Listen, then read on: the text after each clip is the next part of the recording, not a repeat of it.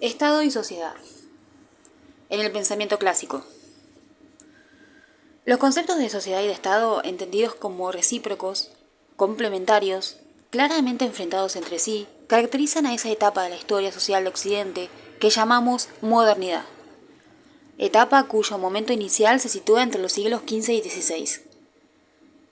Su aparición se liga en primer lugar al desarrollo de la forma capitalista de organización de la producción y del intercambio, a la extinción progresiva de la división en órdenes estamentales de la sociedad, a la institución de la igualdad jurídica entre las personas. Nace así la noción moderna de individuo, como unidad elemental de la sociedad, y por lo tanto como lugar central desde el cual dar cuenta de su constitución y su funcionamiento. El hombre se desgaja de su subordinación a la comunidad y se transforma en el eje de un sistema en el cual lo público y lo privado van a poder ser escindidos como esferas con entidad propia. Surge así la posibilidad de pensar la noción de sociedad como un agregado de elementos autónomos, a diferencia de la comunidad en la que los hombres se integraban a través de lazos orgánicos. En esta misma línea de reflexión nace a su vez la idea de artificialidad de las órdenes sociales, a los que se libera de connotaciones metafísicas, naturales o divinas. Lo único natural son los individuos, dotados de su mera condición de hombre, de un conjunto de derechos innatos. La sociedad y el Estado no habrán de ser otra cosa que productos de la razón, esto es, creaciones voluntarias de los hombres. El conocimiento de lo social entra así en una fase de secularización, en el marco de la cual se asistirá a la fundación de dominios de saber especializados, independientes de la teología y de la filosofía. Primero la teoría política, luego la economía política, por fin y ya en el siglo XIX y por ello marcada por nuevos interrogantes, la sociología. ¿Cómo es posible la sociedad? ¿Por qué los hombres quiebran el estado natural para agruparse con arreglo a las normas de un orden convencional? Tal la pregunta que unificará esquemáticamente a estos campos de conocimiento. Los dos primeros coetáneos de fases ascendentes de la constitución del sistema capitalista, y el último como respuesta a la crisis social, que en el 800 desatan industrialización y la emergencia de las masas. Desde el inicio de la reflexión laica sobre lo social, la respuesta a esta pregunta se encarriló dentro de lo que llamaríamos la metáfora del contrato, el pacto. Como veremos más adelante, la sociología modificará esta perspectiva según un doble desplazamiento conceptual que, paralelamente a la crítica de la visión contractualista, reemplazará la centralidad del individuo por el grupo.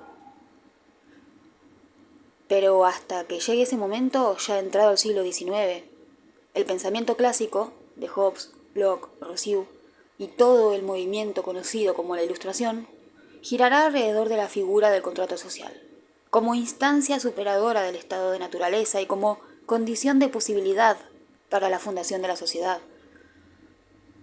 Por cierto que la idea de contrato no es una hipótesis empírica.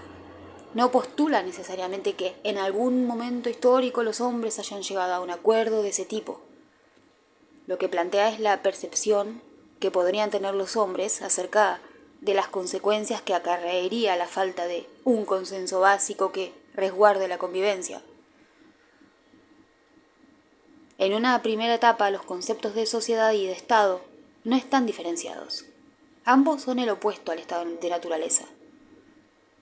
En la tradición del iusnaturalismo, los términos antitéticos son, efectivamente, el estado natural con la sociedad civil. Solo más tarde la antinomia conceptual será la que distinguirá sociedad civil de sociedad política, o Estado. La doctrina clásica del iusnaturalismo, montada sobre la noción de contrato como la instancia fundadora de lo social, recogerá sin embargo una distinción significativa en su interior, la que se da entre dos tipos de conceptualización del pacto constitutivo. Por un lado, el pactum subjectum, o el pacto de sujeción, y por otro el pacto societatis. El pacto de sujeción caracterizará a la visión contractualista de Thomas Hobbes, que será quien primero tratará de responder a la pregunta sobre el origen de la sociedad y del poder de manera laica, planteando así el interrogante fundamental de la filosofía política moderna. ¿Por qué y en qué condiciones eligen los hombres construir un orden que reemplace al estado de naturaleza?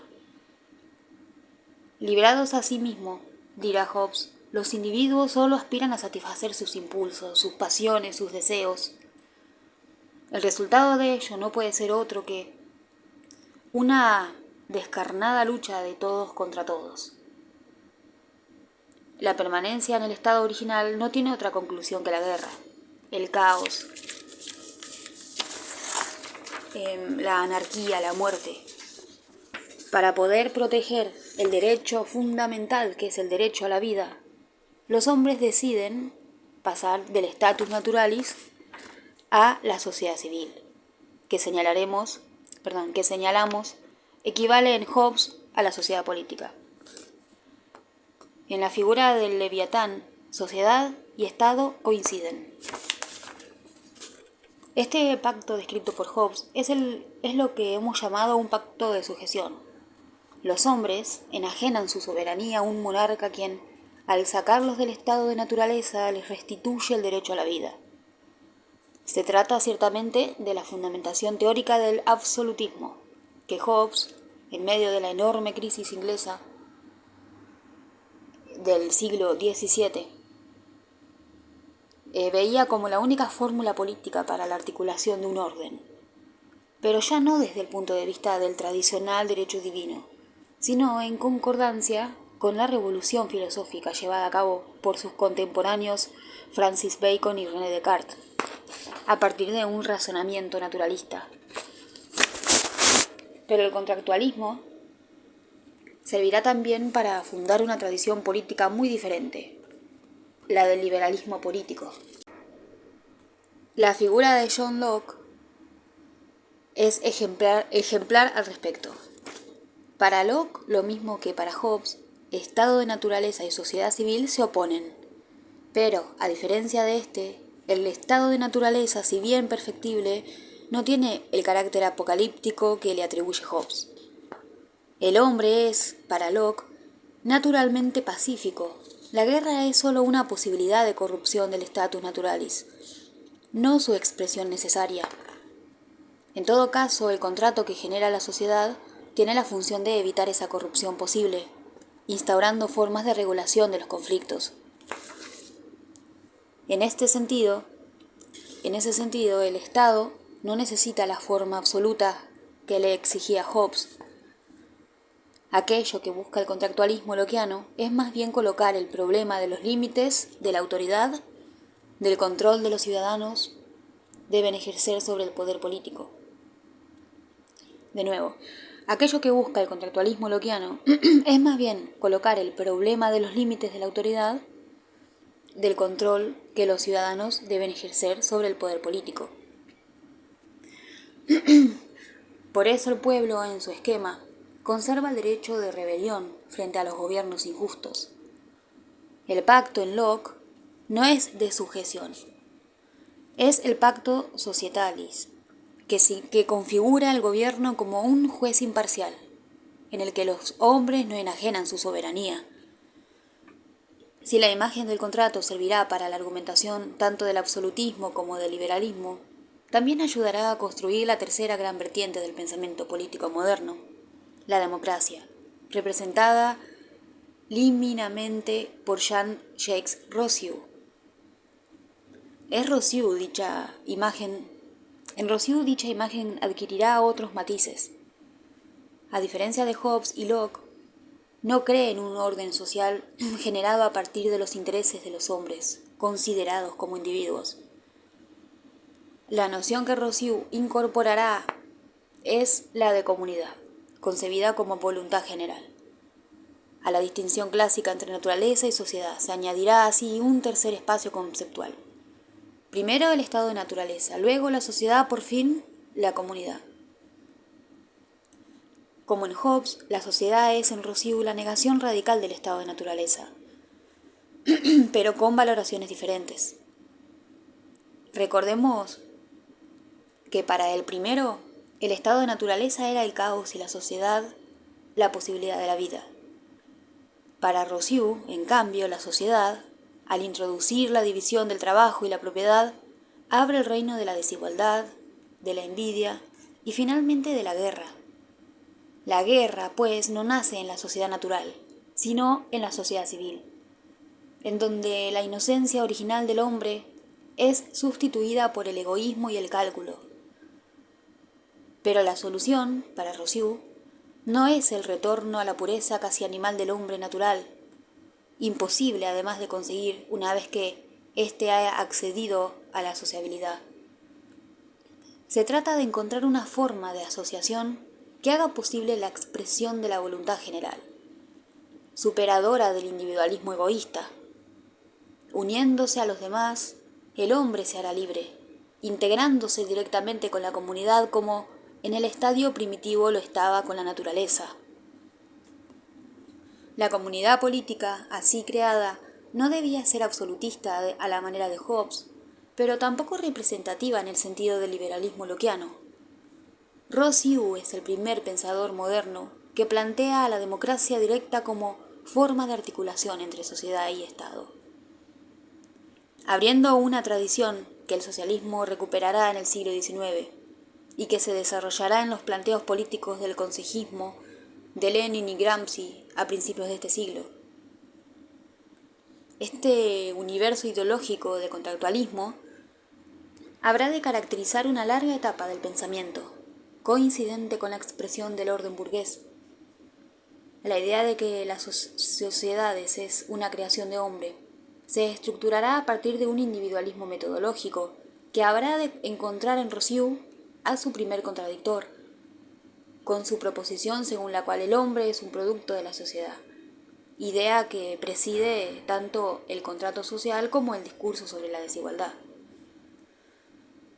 El individualismo metodológico alcanzará su cima en el pensamiento escocés del siglo XVIII, que da origen con Adam Smith a la economía política y con el ensayo sobre la historia de la sociedad civil, de Adam Ferguson,